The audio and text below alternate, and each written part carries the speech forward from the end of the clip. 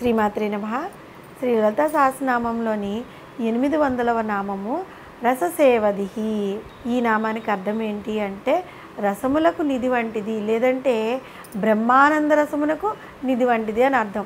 మనం ఇంతకుముందు నామంలో రసజ్ఞాన నామంలో చెప్పుకున్నాం కదా, స్వయంగా బ్రహ్మానంద రసాన్ని ఆస్వాదించడమే కాకుండా నవరసాల స్వరూపిణి అయి మహాయంత్రరాజమైన శ్రీచక్రంలో 9వ ఆవరణలో కొలువై ఉన్నది అని వివరించుకున్నాం.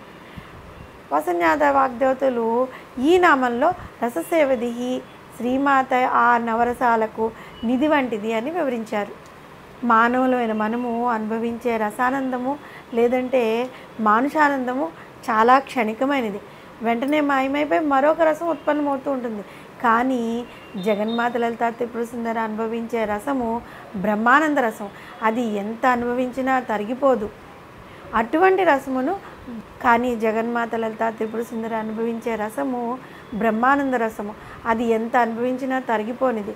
అటువంటి రసమును బ్రహ్మాండ పురాణము ఏ విధంగా వివరించింది అంటే, రసమే పరబ్రహ్మ స్వరూపము, రసమే పరాగతి, రసమే పురుషునకు కాంతినిచ్చినది, రసమే వీర్యము, రసమును పొందినవాడు ఆనందమును.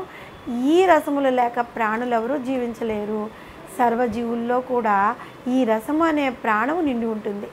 ఈ బ్రహ్మానందం అనే రసమును జగన్మాత షట్చక్రములను భేదించి సహస్రార చక్రంలో తనను దర్శించిన సాధకునికి సహస్రారంలోని చంద్రమండలంలోంచి అమృతధారలను కురిపించి వాని నుంచి 72,000 నాడులను తడిపివేస్తుంది. అప్పుడు అతను పొందే ఆనందమే బ్రహ్మానంద రసం. జగన్మాత నవరసాలకు నిధి వంటిది అని చెప్పుకున్నాం కదా. ఆ తల్లికి నవరసముల యొక్క పరిజ్ఞానమే కాక వాటిని పోషించగల కౌశల్యము కూడా చాలా ఎక్కువగా ఉంటుంది. ఇందుకు ప్రత్యక్ష ఉదాహరణ ఏంటి అంటే శ్రీచక్రంలోని నవావరణములు నవరసములతో నిండి ఉండటమే. జగద్గురువులు ఆదిశంకర్లు సౌందర్యలహరిలోని 51వ శ్లోకంలో నవరసములు అభినయించే ఆ తల్లిని ఎంత మనోహరంగా దర్శింపచేశారంటే, అమ్మ పరమశివుని యందు శృంగార రసముతో, పరపురుషుల యందు యావగింపు కలిగిన చూపులతో, శివుని శిరస్సున పరవళ్ళు తొక్కే గంగ యందు అసూయతో, శివలీలల యందు ఆశ్చర్యముతో, శివునికి సమీపంగా ఉన్నప్పుడు నాగాభరణముల పట్ల కించిత్ భయంతో, చెలుల పట్ల చిరునవ్వుతో, రకరకములైన నీ చూపుల విలాసము నీ భక్తుడైన నా పట్ల దయతో కూడు ఉండుగాక. ఈ విషయాన్ని మనం కొంచెం నిశితంగా పరిశీలించినట్లయితే ఆ తల్లి చూపులు మన యందు ప్రసరించినప్పుడే మనకు రక్షణ జ్ఞానము కలుగుతుందని, లేకపోతే మన బ్రతుకులు చీకటి నిరాశ అజ్ఞానంతో మునిగిపోతాయని మనకు అర్థమవుతుంది.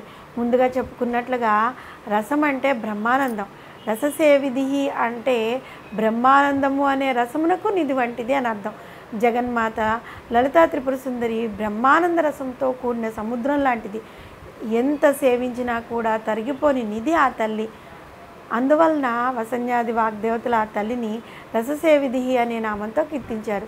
జగద్గురువుల ఆదిశంకరులు శివానంద లహరిలోని మొదటి శ్లోకంలో కూడా సమస్త కళల స్వరూపమైన వారు, తమ సిగలో చంద్రఖండమును అలంకరించుకున్నవారు, ఒకరి తపస్సులకు ఒకరు ఫలమైన వారు, భక్తుల కోరికలని ఇచ్చేవారు, 3 లోకాలకు శుభములను ప్రసాదించేవారు, నా హృదయంలో పెళ్ళుబుక్కుతున్న ఆనందానుభవమును కలుగజేస్తున్న ఆది దంపతులకు ప్రణామాలు.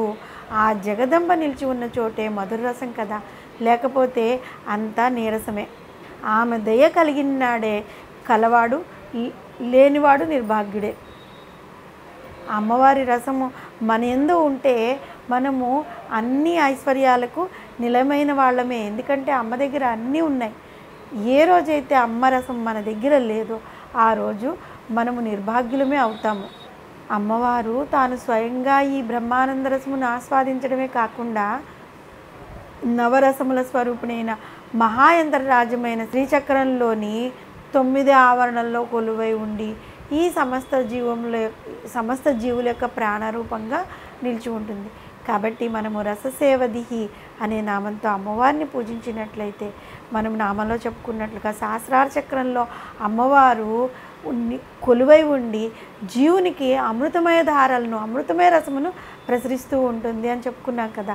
అదేవిధంగా ఈ నామం ద్వారా అమ్మవారు మనకి అమృతధారలను, మన 72,000 నాడులను తడపాలని కోరుకుందాము. శ్రీమాత్రే నమః.